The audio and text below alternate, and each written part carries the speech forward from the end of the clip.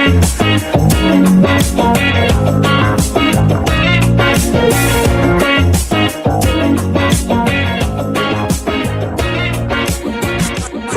already know, man. It's Deion Dawkins, and you listening to the Real Deal Sports Show on the Beat 105.5.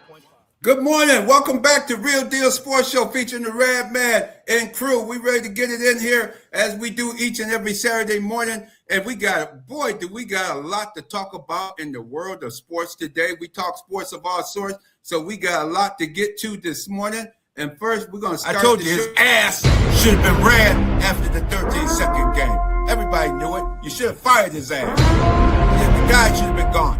You get a lead with 13 seconds left. How do you lose the game? Absolutely right. How do you lose the game? And the game we talking this morning, coming live from the Rock Palm Broker studio, as we do each and every Saturday morning for sure. Tiger Woods, the what's he say is Bayesian or Bayesian? He don't use the word black or African American. And he what is it? Caucasian. Caucasian. Thank you. Caucasian. This Caucasian brother, who's really not a brother, as we could see, man. Why can't you get you a driver, Tiger Woods? I mean, not a driver that you drive your golf course, not a golf club. I'm talking about pay yourself a driver. If the mayor of Malik Evans and mayor of the city of Rochester, New York, can have a driver, you definitely should have a driver as well. And then for you to get right in your neighborhood, why do your cars always flip over? That's why I'm wondering. His cars always flipping on their sides, on their back, or something. And then got the audacity. That's why he knew he wasn't. He knew he wasn't black. He walking away from the seat on the cell phone talking. The cop said, "Hey man, come back here, man. Where you going?" "Oh man, I'm talking to the president." I was like, "Man, if that was the president of what? McDonald's, man? Wait, who you calling? The president of McDonald's to tell him about the road?" "Nah, man, the president of the United States." United States. Oh man, you got it like that? You think the man got time to talk to you when he got a war going on, got all kinds of chaos going on in his administration? He gonna take time out of his schedule to talk to you? Let's get that. Really? You gonna get yourself taken care of, and your eyes bloodshot? Obviously, it wasn't alcohol. They found some pills on you. This ain't the first time they allegedly had pills on you, and you said, "Hey, I had all these back surgeries." And when you have surgeries, I can understand that. You're going to have injuries and you're going to have pain. So he's down there in Florida. Obviously, he's in a lot of pain. Or as one of the people have said, maybe his doctors let him down by putting him on all these painkillers. And it looked like allegedly it could be some type of addiction going on here, because it's been going on for too long with the with him being with pills in his pocket and caught up in these type of situations. So Tiger Woods, hey, man, you may not be black, but, hey, man, they about to teach you, let you know what color you really are, man, let you know what time it really is, man, because I'm sick and tired of you being sick and tired of you acting like you're not a black person in the world today. If your dad was alive, I'm sure he would be letting you know what time it really is, because Mr. Woods was on point. It's just a shame that he was an elderly gentleman raising you to great success. But ever since he passed on, and ever since he got that first divorce from his wife, and this guy's been spiraling out of control, and something he needs to get some help really quick. And it just tells you everything you need to know about his lifestyle. He gets on the phone and calls the president of the United States. Who does that? Wouldn't you call your wife or significant other or girlfriend or brother or family member? Wouldn't you call somebody and say, "Hey, bro, can you come? I just got in an accident. Can you come over to 5th and Main and pick me up, man? The police are here, man. I need you to come maybe give me a ride home and see about you." So is that the best you can do about somebody seeing about you? That's a sad state of affairs he's in. Right, Bilal? Yeah, my dad used to say the worst thing that could happen isn't that you get caught doing something, is that you get away with doing it. And so him getting caught is only a byproduct of getting away with it a bunch of times, and now that he got caught, you know what I mean? And it's not like this the first time you got caught.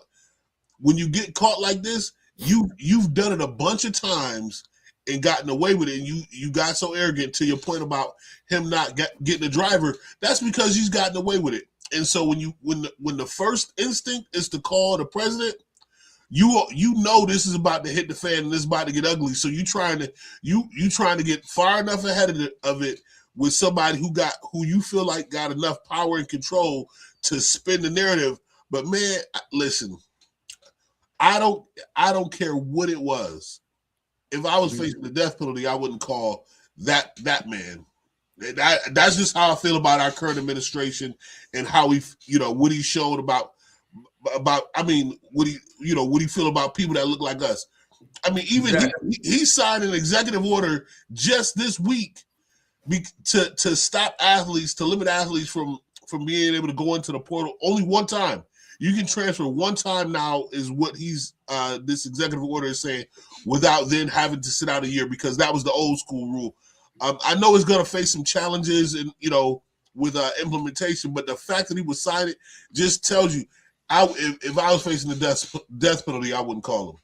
Absolutely, absolutely. It's none of his business, man. The NCAA is not his business, man. He's really in everything. The Kennedy Center, this and that. I mean, this all over this and every, sticking his nose in all kinds of business where it doesn't belong. In the real business, he really needs to stick his nose in. He seems to be in and out of that as well. As Morris Thompson, welcome from the Beltway. He said he think his lawyer would take up it just like last time. Yeah, I'm sure his lawyer. I wonder why he didn't call his lawyer. Or maybe he did call him too. But man, he calling the president of the United States and talking about, I call it the president, like that's supposed to let the law enforcement guys know to let him go, man. That was kind of hilarious, man. And it's sad to see him in the state of affairs that he in, and hopefully he can get off of these addictive painkillers or whatever he's taken, because he did mention, I've had over 7 surgeries, so that kind of let me know, oh man, this guy's in a lot of pain from these surgeries and having them. And he's working out. He looks to be in good shape, great shape.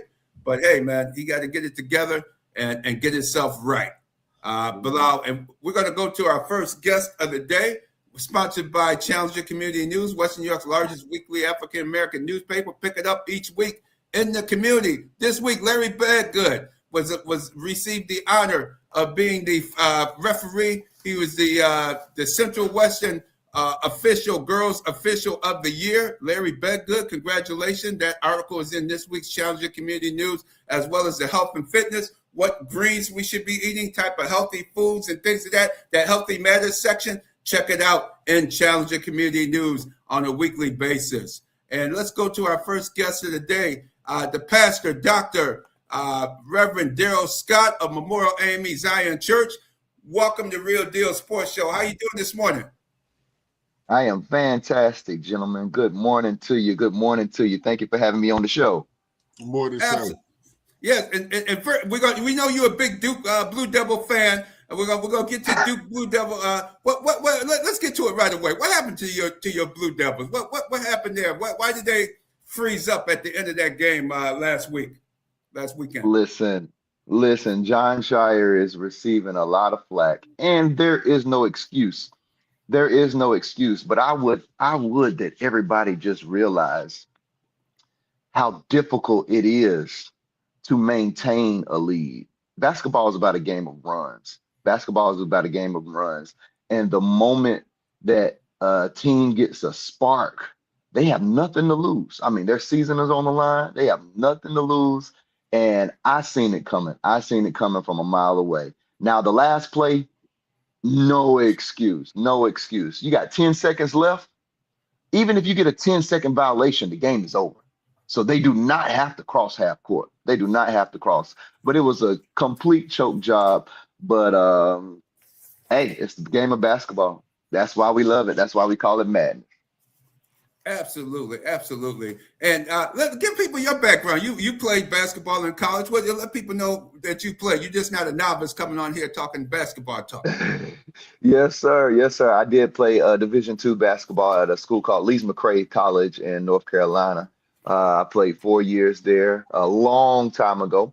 My wife actually played 4 years at Milligan College, a Division II school as well.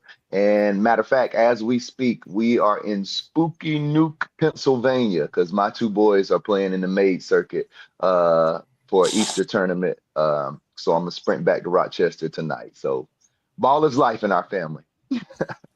Yeah, yes, indeed. And tomorrow being, always call it Super Sunday in the church community, Easter Sunday, one of the most holiest days of the year in the church. Why is it you see more people starting to come back to churches now, where you see, especially the younger people? Yes, yes. So Easter is our tradition. Our tradition. We as Black folk, Easter is the day that we celebrate Christ, but it's also almost like a coming back to church day. Coming back to church day. Grandparents bring their kids, their grandkids. They get in their Sunday's best. It's a wonderful time. So our prayer is that the gospel is presented in such a way that transformation takes place. So it's not just a Easter, Mother's Day, and Christmas thing, and that is not a condescending remark, but it's just more so that people see the value of maintaining a connection with God, particularly Jesus Christ. Yeah, yes, indeed. Bilal. Yeah, I'm a backpedal real quick back to this Duke game. Yes, sir. Yeah, how do you? I'm with you. How do you give up a shot? Give up that shot in that situation? Yeah, it completely sings. Gives choke job. But the question I wanted to ask was, there's a lot of talk about the freshmen versus kind of now you have to use the transfer portal, kind of where do you find that line or needing that mix of talent versus experience? Because a couple of years ago, it started with the Fab Five, first five freshmen starting, then in the early mid 2000s that became like the wave, and now you're seeing like it back to needing guys with experience. What are your thoughts on that?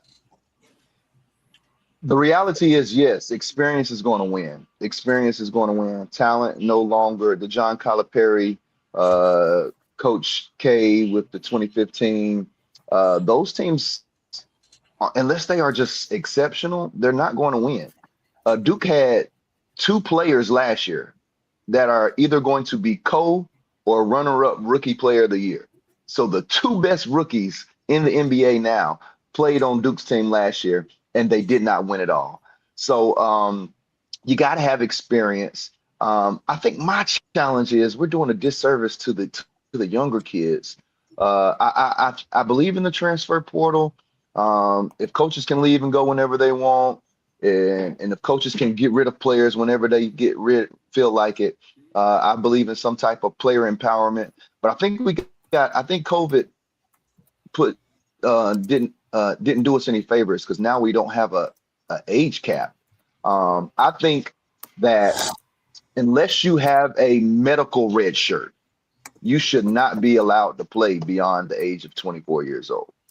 Because you got 25 and 26-year-olds playing their fifth and sixth season of college basketball. I sit back, me and my wife talk about it. I said, man, if I could have played at 26, I wouldn't have been such a bum. But yeah, I think that the age discrepancy is making it difficult. But I love the parity. I love the parity. Outside of UConn, you're gonna have a different group in the mix every year. And who do you think is going to take it in this Final Four that we're about to see later today? Unpopular answer. I have no idea. I'm pulling for Arizona. I think they are the most complete team, top to bottom. I think we are sleeping on Illinois. Illinois has the tallest team in the nation. They've flown under the radar all year long. They're going to give UConn everything they can handle. And I wouldn't be shocked if Illinois or UConn, the winner of that game, wins it all, because Michigan and Arizona are going to beat each other up tonight. They're going to beat each other up. So I hope one of those teams, particularly Arizona, has the mental capacity to make it through the night and be able to handle the championship game as well. Absolutely. Well, Coach, Pastor Scott, and what this since we had something happen late last night, last night. What's your take on Coach Ariama, the UConn coach, undefeated, then won over 12 national championships? Why do you think he became unglued last night? That was sad. Now I'm a sore loser and I'm a worse winner, but to see Pastor, you about that. You my kind of guy, Pastor. I'm a sore loser and I'm a worse winner. But to see Gino unravel like that, what the hell?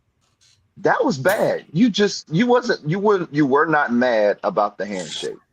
You were not mad. And if you were, why are you so upset about that? He just didn't want to bow down to the queen, man. He didn't want to bow down to the queen. That's all that was.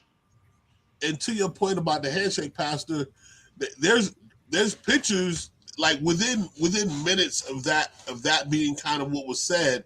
There were pictures now starting to circulate on the internet of the pregame handshake. Like, so trying to make it about something that it wasn't, and then trying to save face, like, my issue is this: is one, if it had been a coach that looked like us, that's right, responding, that way to a loss, that's right, we'd have been raked over the coals. 100%. And if it had been Coach Staley who responded like that, and this is why history, she would have been bitter and all this other stuff. Exactly. Mm-hmm. She takes her losses like a champion. The same way she take her wins, she take her losses. And she spoke to that in the post game. She said, the difference between last year and this year is we learned what we needed to learn from that loss to be able to apply to this game. You know what I mean? Mm-hmm. So for that to happen, and I'm just, I got a black mama, I got 3 black sisters, and anytime a man, and let me be very clear, a white man in particular aggress at a sister like that, you're going to raise up something in me that he need to be checked. Like I don't care how old he is, somebody need to check him, and he needed, it need to be said on the national platform that he was dead wrong, and he owes Coach Dawn Staley an apology. He owes her an apology, man, and you're 100% dead on. It's a sense of entitlement that makes my skin crawl. I'm a fan of a lot of UConn players. I have never been a fan of Gino. Never been a fan of Gino. I like Diana. I like Maya Moore. I like Paige. But that was bad, man. That was bad. And like you said, if the shoe was turned on several other different scenarios that we can play out, it wouldn't have been accepted. It would not have been accepted. He owes her a public apology. EOD. Absolutely. Listen, if it had been a black male head coach, and and what's the coach for LSU? You know Kim Mulkey. Oh my goodness. Yeah. Imagine if there had been a black male head coach in Kim Mulkey, and he do that towards her. There would be no he wouldn't have gotten away with saying, oh well, I said what I had to say, that's all I'm going that's all I'm going to say about it. Like, oh really? No, you would have been getting drugged until they got to the bottom of this. Absolutely. UCLA versus South Carolina Sunday afternoon, 3:30 in the afternoon after church services. Thank goodness. What do you feel? Who's going to take that game Sunday afternoon? Ooh, it's going to be a good one. It's going to be a good one. If I can answer it this way, my heart says USC, but my head says UCLA, Doc. My head says UCLA. They are tough. But Dawn is tough, and she's going to have her girls ready to play. It's going to be a good game. It's going to be a great game. Man, listen, God with that sister. Yes, sir. Yes, sir. Yes, indeed. Yes, indeed. And what time is services tomorrow? So if people looking for a church home tomorrow or somewhere to go, where can they come, Pastor Scott? Yes, sir. Memorial AME Zion Church, 549 Clarissa Street, Rochester, New York, where we lead people in living out God's purpose for life. Service starts at 9:45. 9:45. We're looking for it. We're going to talk from the subject. Someone's missing. Come check it out. Pastor. Yes, indeed. You're going to be on, and he can sing too, Bilal. This man, he done boasted our choir. Now we got a real mass choir. We had an average choir before he came to Rochester about a little over a year ago. but now he done built up our choir, man. It's spirit. God gets glory. God gets We glory. about to turn this into Real Deal Shout Show. Yes, indeed. Thank you so much for coming on, Pastor Dr. Daryl Scott of Memorial AME Zion Church in Rochester, New York. Thank you for coming on, talking about Super Sunday, and also giving us your your high basketball IQ. We look forward to having you back on the show again real soon. Blessings. Thank you so much, friend. Take care. Have a great day. Be blessed. You too. All right, Bilal. I tell you, we hit the nail on the head. We're rolling here this morning for sure. And definitely, we got to talk about another guy that's really doing his thing with the money. How about Kirk Cousins? Kirk Cousins, man. This guy got another guarantee. I didn't realize this man has 11 straight guaranteed contracts. I never even thought a player could get in the National Football League could even get 2 or 3 in a guarantee. I seen 2 or 3, but I never seen 11 in a row. Yeah, listen, RADMAN. I just need to know the name of his agent, because I need that kind of agent in my life. Like, where in the world? I need somebody to believe in me like Kirk Cousins' agent believe in him, because that is unbelievable. Yeah. And it's not just the fully guaranteed is part of it, but it's the amount of dollars that are fully guaranteed. This year it's like it's fair. It's lower tier 20 million, but next year and beyond up to 80 million. When you talking 80 million guaranteed? Yeah. What has and again, this is just us being fair. Mm-hmm. What has Kirk Cousins done on the field since his last contract to warrant 80 million guaranteed? That's what and teams are very comfortable with paying him. I mean, even in Atlanta, they paid him that big money there. Even when the new coach and general manager was there, they paid him, and they still drafted a rookie quarterback. I just don't get why you got to have to, and they pay him so far in advance. I mean, here it is, March, April time period. This man gets a new contract that early in the season. Why wouldn't you wait until June? I mean, it can't be that many teams trying to get this guy, can it? It can't be. Absolutely not, RADMAN. RADMAN, riddle me this, right? This man is getting guaranteed contracts like they fallen out of. He opened up his closet door. Meanwhile, every time Lamar Jackson seems to be up for a contract, it's all kinds of new stuff coming out of the reports out of Baltimore. This past season, it was he was falling asleep in meetings and all this other stuff. How is it that a two-time MVP who puts up year in and year out MVP caliber numbers, somehow anytime he up to get paid is some new report about something he's not doing that he shouldn't get paid, but meanwhile Kirk Cousins can get guaranteed contracts like they handed them out at the Department of Social Services. Absolutely. J-GILLZ, come in on it. Cousin, he could have worked in Miami. I see Morris Thompson on the Beltway down there in the Virginia, D.C. area says he's an All-American white boy. They believe that he's like the orange man of Buffalo. Can you? That's what Morris Thompson down on the Beltway has to say. J-GILLZ, what you have to say in on this? This guy get paid March and April, man. Ain't even camp yet. Listen, that's a ridiculous comparison, below Lamar Jackson. And come on, man, that's a ridiculous comparison.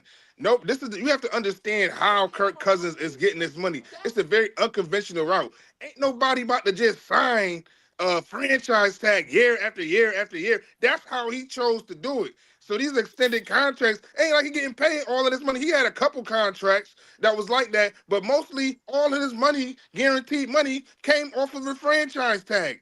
Ain't nobody signing the franchise tag. Ask Daniel Jones, ask all these guys.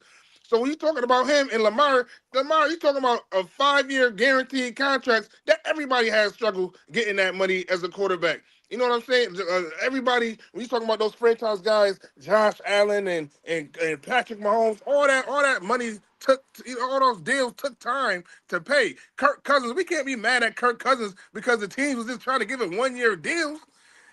It's an unconventional route, but it ended up working for him in the long run. That's not on Kirk Cousins. So J-GILLZ, so when he got the big contract going to Atlanta, it wasn't a franchise tag. That's the one contract. This contract with the Raiders ain't no franchise tag.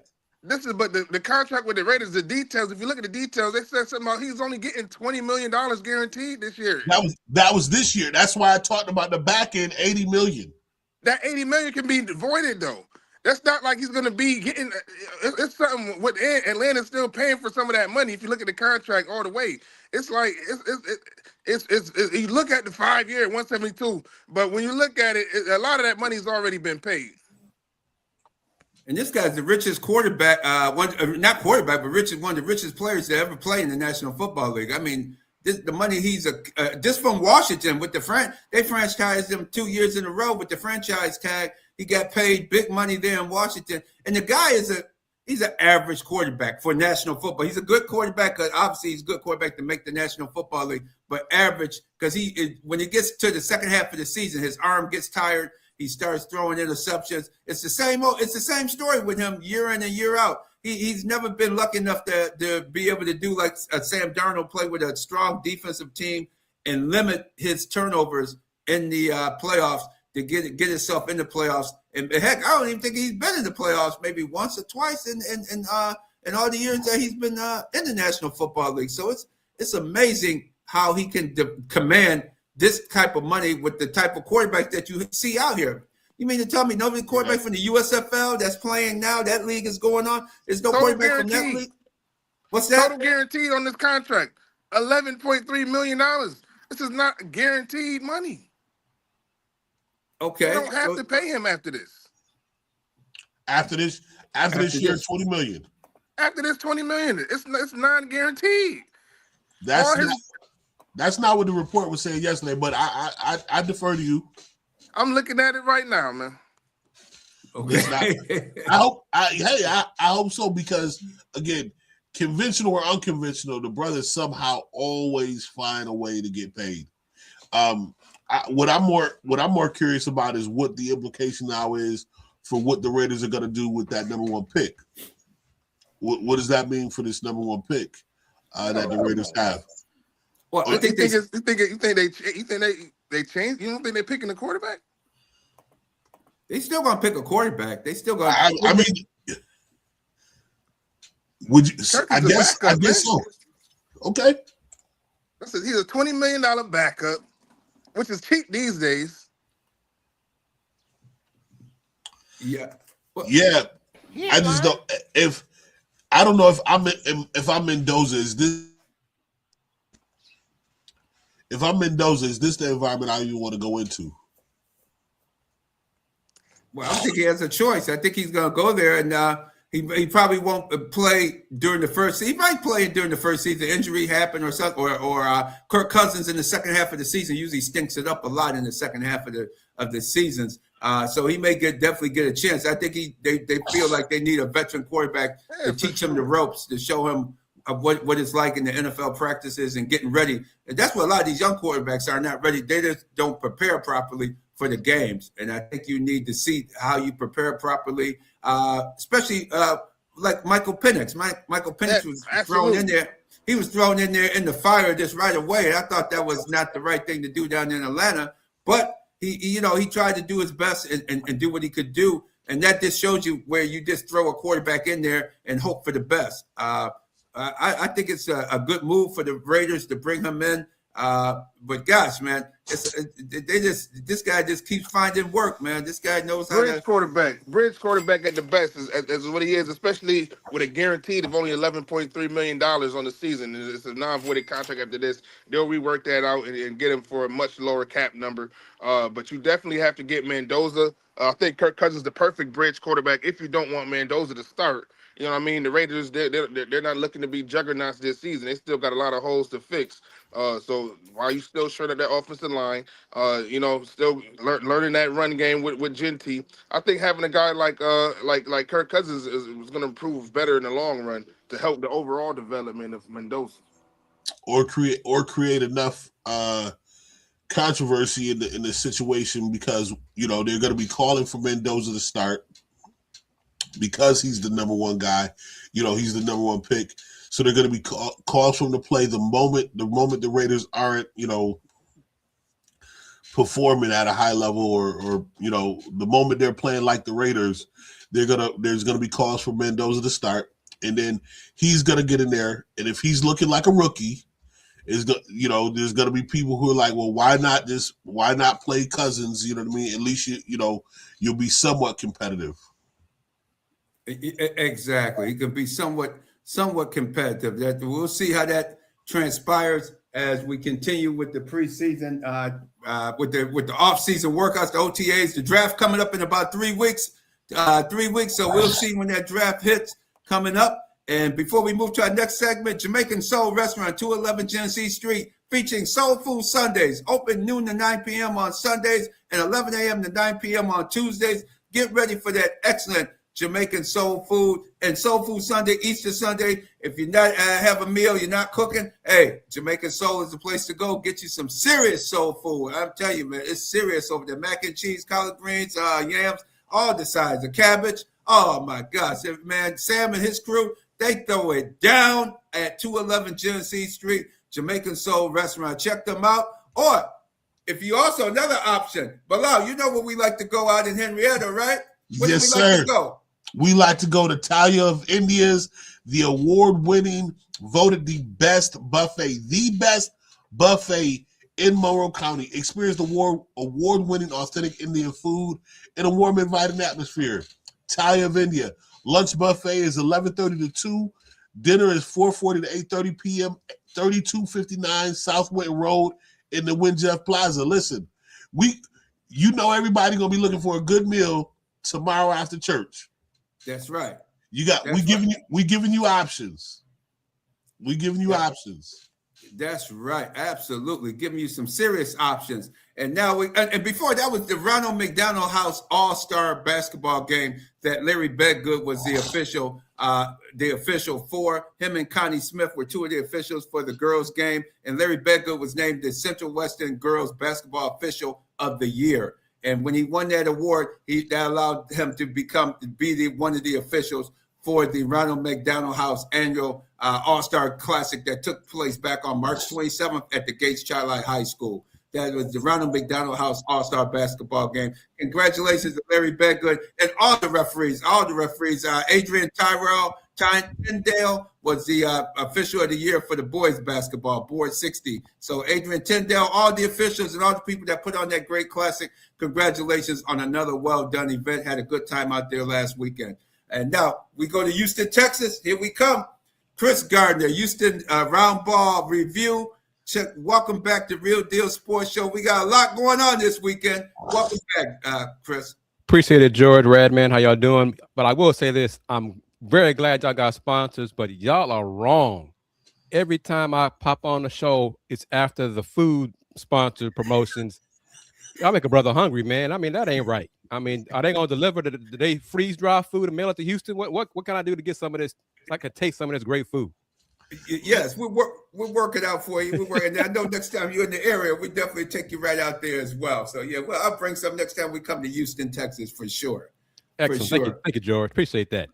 Let's get into what happened last night with Gino. What blew? He was just so thoroughly out coached and out. He didn't have no answers whatsoever. That he just blew a gasket and just tried to blame it on his coach rather than his lack of coaching in this semifinal game last night.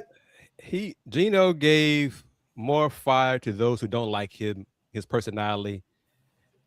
He seemed to be upset pre-game.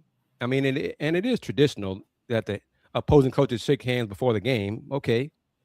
He said he waited 3 minutes for Coach Staley, to come, and she never came and shake his hand until like at the very last minute. And then Dawn did that little quick handshake. And then she did, like she said, she told Holly Rowe, she shook everyone's hand on the staff for UConn. Mm-hmm. That 3 minute wait apparently pissed Gino off, and add to the fact he did not like the fact that Don coached like coaches do, talk to the refs, get in the refs' head, with some foul call situation, and that worked out to their advantage in the third quarter. Gino said, well, are we allowed to talk to refs like that? Because that bothered him too. And then, of course, losing the game, he didn't like that either. So I guess it all just built up in his head after the game where he felt the need to tell Don something when that handshake before the game ended officially, because he left the court before the game was over, and he was in a huff. And it's a bad look for him for sure. Absolutely. I think it's funny. I think it's sad, really. It was sad. Listen. I'm still hot. I'm gonna be hot for a while. I was just saying in the last segment. I got a mama and I got 3 sisters. I got aunties, and imagine if that had been Kelvin Sampson. Oh yeah. And Kim Mulkey. Mm-hmm. How that meant. You know what I mean? Listen.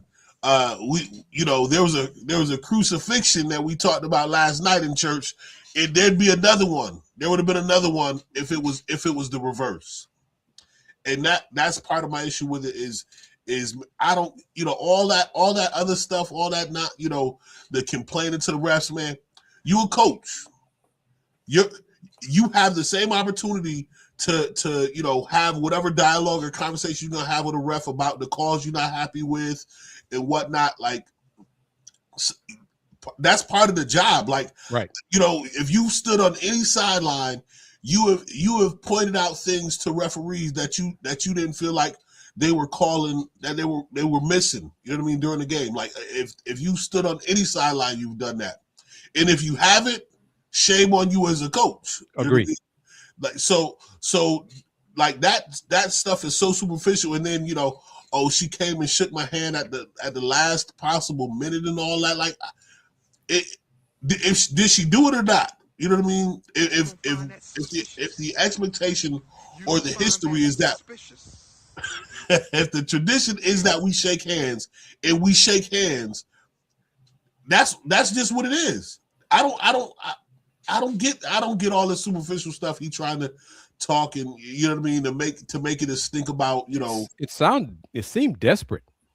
I mean, that's how it came off as, because it's not the first time UConn has played South Carolina. It's not the first time Gino and Don have been on opposing sidelines. So none of that was new. They're both from Philly, so they go back a long way. So I don't know where this came from. What is the big deal about it? She shook his hand. Now some folks could say, well, it wasn't a great handshake. It wasn't a sincere handshake. Well, I'm not going to get into all this judging of what kind of handshake it was. She shook the man's hand, didn't she? Okay, then move on. I mean, take the L. You got 12 championships, 25 Final Fours, and now you pick the time to say, well, I don't like how she shook my hand. She made me wait for it. Come on, man. Sound like a dirty old man. Get off my lawn. Yeah. Ultimately, I think it boiled down to, Dawn Staley winning 6 of the last 8 matchups. And exactly. And it wasn't just the fact that he lost. They got beat down last night. You know what I mean? They got whooped. They got whooped. And that's what it boiled down to. He wants to blame the refs. And yeah, we understand the 6 fouls and your girls that got a little chippy, your girls out there in ripped jerseys. But ultimately, it boiled down to Dawn Staley continuing to beat him in his last decade, 6 out of 8 times. And he just had a little temper tantrum. That's all. And I think one other thing I noticed during the game as well is when the Connecticut girls went into the huddle, their faces, they look distraught. They're concerned. And I think Willie, my good friend and women's college basketball guru, Willie Washington Sr., he's been saying it all season. He said it's going to come a time this season when UConn, because they play such an easy schedule, they didn't play that many teams from the Southeastern Conference where they play physical basketball. And the chickens came home to roost for them last night. And he could see in the huddle that whatever he was saying to them, it wasn't getting through to them. Because I never seen Sarah Strong look confused or look frustrated, disjointed. Yeah. Azza Fudd as well, another big time player. She looked out of it too. They couldn't figure out, hey, how come I can't get to the hole and can't get my shot off? it seemed like South Carolina really worked on getting to the spot and not allowing those girls to get to their spots. And were able, and their defense, Raven Johnson, man. Can you talk about Chris, Raven Johnson's defense last night? Well, UConn, and let me say this up front. Well, now that we're in the show, I picked UConn to win it all this year. Okay, so I didn't think South Carolina had enough firepower offensively to keep up with them and beat UConn. I thought Carolina would score about 60. I thought UConn would score 65 or more, not under 50. So that part of it surprised me. Raven Johnson, when UConn went small, was to an advantage South Carolina because it put Raven on Sarah Strong, and that probably Sarah Strong wasn't used to that as well. And that's one thing, taller or physical post players, they don't like shorter defenders because they can get under them. And it's not, they're not used to that. They're used to somebody their same height, their same weight to look at, eye to eye and match up, to do how you want to do the post up thing like that. So Raven Johnson, she did a great job. But the freshman McKeer for South Carolina, she got a bright future, man. If there was a 3-year, go early pro thing, she could do it in her junior year because athletically, she had that key 3-point shot. But kudos to Carolina. When UConn made those 3 straight threes, I thought to myself, oh, here it comes. Here comes the run, the UConn run. The Gamecocks responded, answered the challenge, and UConn scored us the rest of the last 5 minutes of the ball game to seal the victory. So salute to them. It's physical basketball. It took all until the semifinals for UConn's non-competitive stuff in the Big East, as you say, George, came home to roost. Life in the Big East is just not the same anymore. It's nowhere close to being as good as it used to be. The physicality is not there. So I tossed around there with some friends after the game, toward the end of the game, UConn to the Big 12. It's coming. It's coming. Greg Yormark, he still wants it. This might be some more fuel to that fire. Can I give some flowers to the Raven Johnson? 3 years ago, Raven Johnson got cooked. Yes. By Caitlin Clark. Mm-hmm. Then she came back the next year and put handcuffs on Caitlin Clark, which resulted in ultimately South Carolina winning the national title that year. Her growth as a player, and is particularly on the defensive side of the ball, has been such a stalwart, for South Carolina. And as a person. Because absolutely. After she got cooked, she received a lot of negative flack and criticism, from outsiders. I won't call them fans, outsiders. And that impacted her. That hurt her all off season. But she grew from that. She got better as a person and as a player and as a defender. And look at her now. Yeah. So I got to give her, because I remember that. I mean, all they talked about was how Caitlin Clark, just cooked her in that game, and she came back, and she, again, people crumble under that kind of, experience, and she has come back, and she is, man, the way she's developed it, like you said, as a player and a person, huge kudos to Raven Johnson, man, and the player and person she's become. So were you surprised? I was both games. Were you surprised about the UCLA tennis, the way Texas ended up losing to UCLA? Well, Texas, I was surprised to see Madison Booker go 3 for 23. The All-Americans, Madison Booker, Sarah Strong, AZ Fudd, none of them shot the ball well last night. Now, I don't know if, which is the thing about the tournament. It's one and done. A series, you can have a bad shooting night.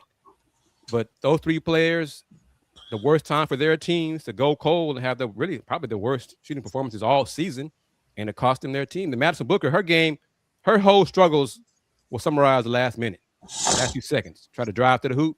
Lauren Betts blocked her shot. Final seconds, tried to drive to the hoop. She fell on the floor, tripped over herself. Turnover. So she couldn't make shots. She couldn't complete plays. And you saw at the final second, she was pounding herself in the head. Like, this is just frustration. Probably her worst nightmare came true. Yeah, we were watching the game, and my wife so happened to look over, and she's like, that's the fourth quarter? The score in the fourth quarter looked like a first half score. Yeah, I mean, everybody's struggling to make shots, pressure bust pipes. UCLA, well, I thought they were about to choke that one away. I mean, Yeah. it came close. But Lauren Betts, another All-American, and she did a great job. 6'7".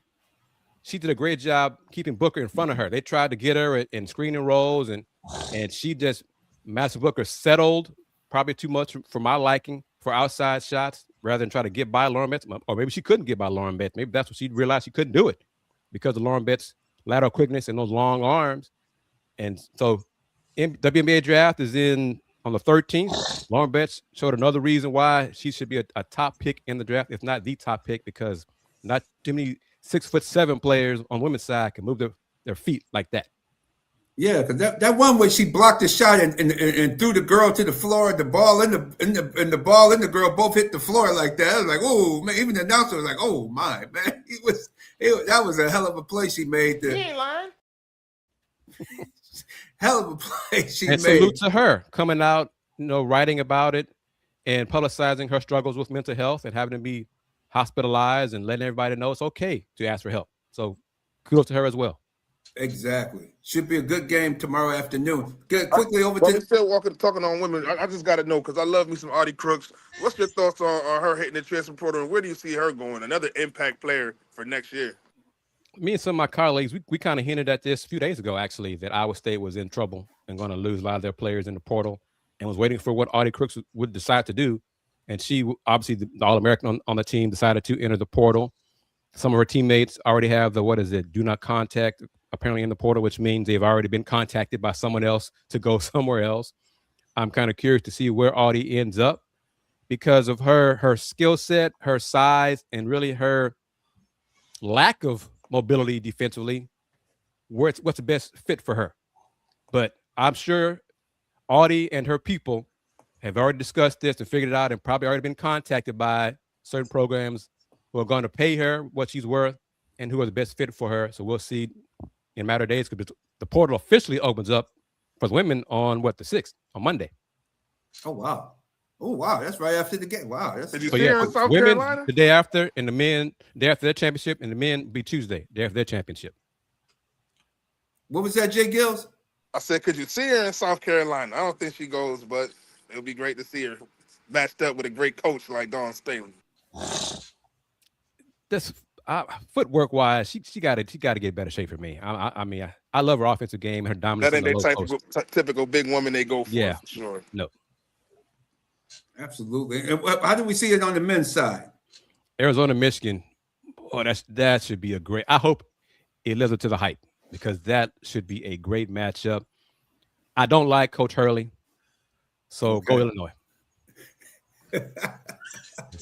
I love it. I love it. I because again, if it was somebody like a Coach Sampson on the sidelines doing the stuff that Coach Hurley does, he would be like the Draymond of coaches. He would have been. He would have got teched up so many times or kicked, sent out of games. Like, but somehow, like, I was listening yesterday and people were saying, "Oh, he's so entertaining on the sideline." That's not entertaining. It's not. No. Like it's entertaining if you. I mean, go on and say it. If you look like him. Exactly. You know what I mean? You get away with it, and when you look like him, that's nothing that would, that's nothing anyone that looks like us will get away with. That is the reality. That is the, and that to entertainment. I was like, man, we will if it were us, we would be, termed the angry black man or the angry black woman. Absolutely. Don Chaney back in the Temple days when him and Calipari got into it. That's a great one, RADMAN. You absolutely right, because Don Chaney would let those refs know, and they would tech him up like it was nobody business. Absolutely. And like nobody business. Let's switch over to a guy, Fred Taylor, the running back from the Jaguars. When he fumbled, when he pulled his groin and dropped the ball, man, Luka reminded me, he did a Fred Taylor the other night, man. Luka, man, he just didn't care. He didn't give a damn about that basketball. He dropped it, and it hurt so bad, he couldn't even get his hand around what was hurting him, man. He was just like man, I don't know what he was froze. He was doing the Michael Jackson moonwalk and everything. Chris, what he done lost the weight, but he still has body issues. And that's what the general manager of the Dallas Mavericks said was one of the reasons why he had to get rid of him. What's your take on the Luka injury and what that means for the Lakers? I mean, it's a huge blow to the Lakers because they were playing well offensively for sure the last few weeks. But hamstrings, that could be, depending on who you talk to, physical trainer-wise, could be because you're not stretching correctly, you're not stretching enough, you're not getting, warmed up, all those different kind of health issue reasons. But the last month or so, injuries to star players in the NBA have really popped up, impacting the all-league awards and all that kind of stuff, and impacting the star players' wallets because they were getting bonuses, would earn bonuses for making all NBA or all defense. So that's a big reason why the player associations come out upset about the 65, minimum game rule. That's got to be discussed and figured out. I don't know what it is, but I'm old school. The best ability is availability. So where's the number going to be? Are we going to say 50 games, 45? You got to play a certain number of games to earn awards. I'm sorry. I don't need Kay Cunningham or Luka to win an award to know they're the top 5, top 10 players in the league. They're upset because it's here in the wallet. That's the biggest thing to me. Mm-hmm. I agree with you there. That's a great point. And that was going to be my question in terms of like kind of where does that line go? Where does that line work?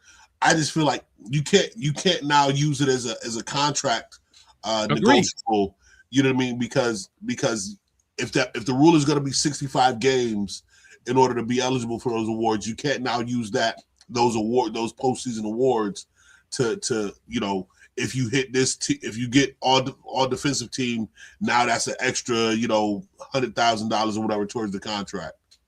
Yeah, agree. I don't see the point. I don't like the fact that if a player earns all league honors, whatever it is, that it counts against the cap. Let's make it a bonus payment. You earned it this year.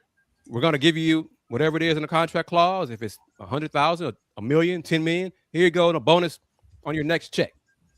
Don't have it impact the salary cap, because if these guys made those numbers, then you're penalizing the team for having great players. How does it make sense? It's a great point. Great point. And BacSpin, we leave it at that. BacSpin. And Chris Gardner, that's why he's on the show, coming up with these quality, excellent points for our listening audience.